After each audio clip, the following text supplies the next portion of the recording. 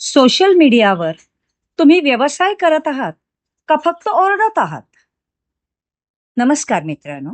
आज मी तुम्हाला या एका अतिशय साध्या पण प्रत्येक छोट्या व्यावसायिकाला आवश्यक अशा प्रश्नावरती केलेली चर्चा किंवा विचार मांडणार आहे. काय आहे की बऱ्याच वेळेला सोशल मीडियावर छोटे व्यावसायिक नाती निर्माण करण्याच्या ऐवजी विक्री करायला सुरुवात करतात. म्हणजे नक्की काय होतं? तर बघा हं, प्रत्येक छोट्या व्यावसायिकांनी हा प्रश्न स्वतःला विचारलाच पाहिजे, की आपण व्यवसाय करतो का फक्त ओरडतो? कारण तुम्ही सोशल मीडियावर नाती निर्माण करताय का फक्त स्वतःच्या उत्पादनांचा आणि सेवांचा गजर करताय? याच्यावर आपल्याला माहिती किंवा आपला आढावा कायम घेत राहिलं पाहिजे. थोडा विचार करा. फेसबुक असो, व्हॉट्सॲप असो, इंस्टाग्राम असो, छोटे व्यावसायिक दिवसातून 1, 2, 3 कधी-कधी 10-10 पोस्ट टाकतात.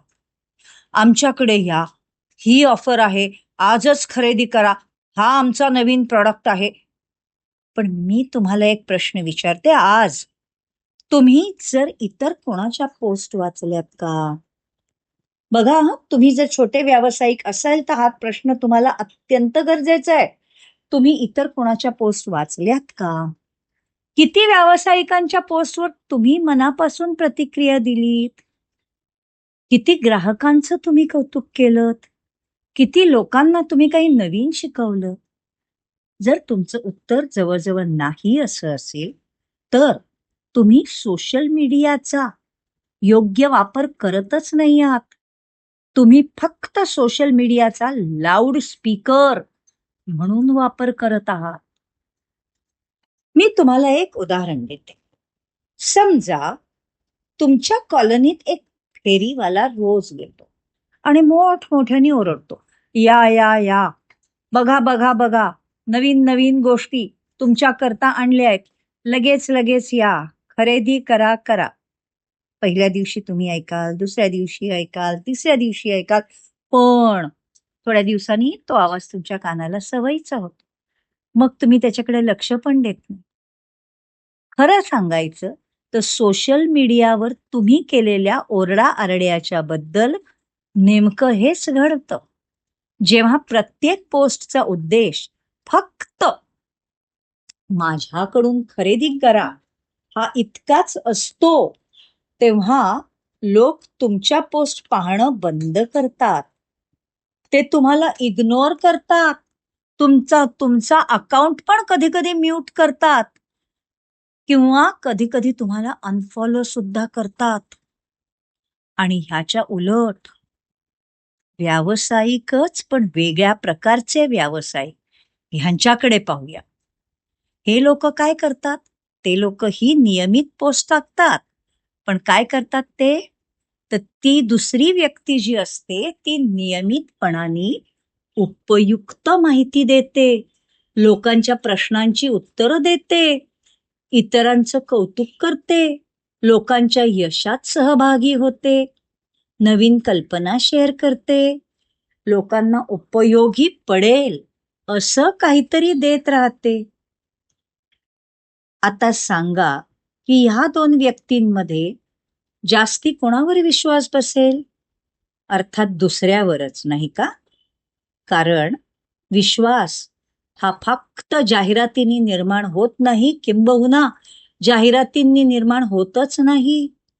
तो सातत्याने दिलेल्या मूल्यांमुळे निर्माण होतो. सोशल मीडिया हे जाहिरातीचं माध्यम कमी आणि नातेसंबंध निर्माण करण्याचं माध्यम जास्त आहे, हे विसरून चालणार नाही. लोक आधी व्यक्ती ओळखतात, मग तिच्यावर विश्वास ठेवतात आणि मग तिच्याकडून काहीही गोष्ट खरेदी करतात. हा क्रम कधीच बदलत नाही. आता स्वतःचं परीक्षण करा, म्हणजे आत्मपरीक्षण करा. आपल्या पोस्टचं परीक्षण करा.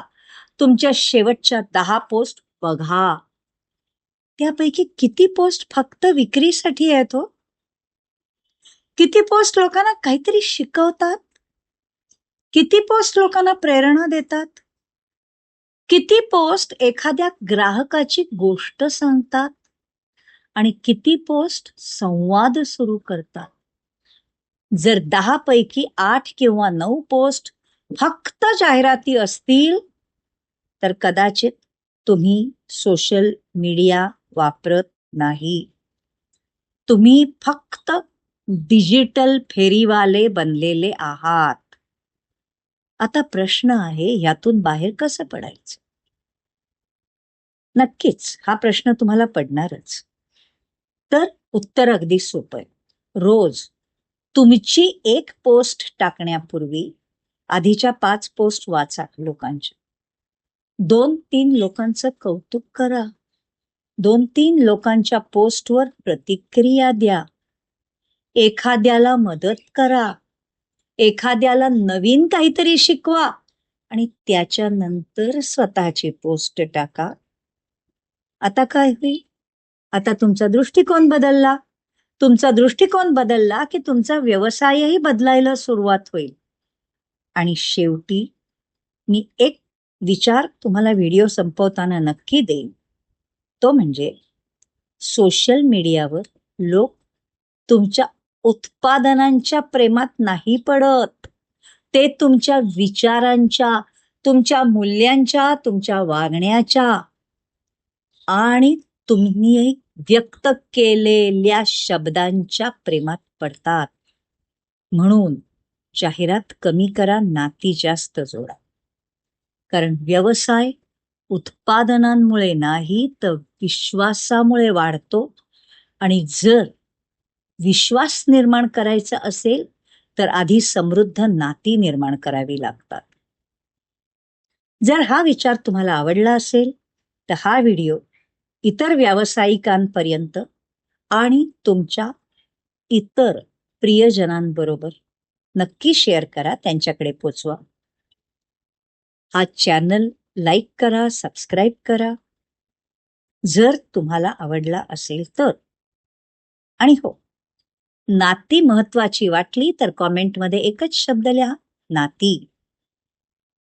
कारण आजपासून आपण फक्त पोस्ट नाही करायचे, आपण नाती निर्माण करायची, समृद्ध नाती निर्माण करायची. कारण समृद्ध नाती हीच समृद्ध व्यवसायाचा भक्कम पाया असतो. धन्यवाद.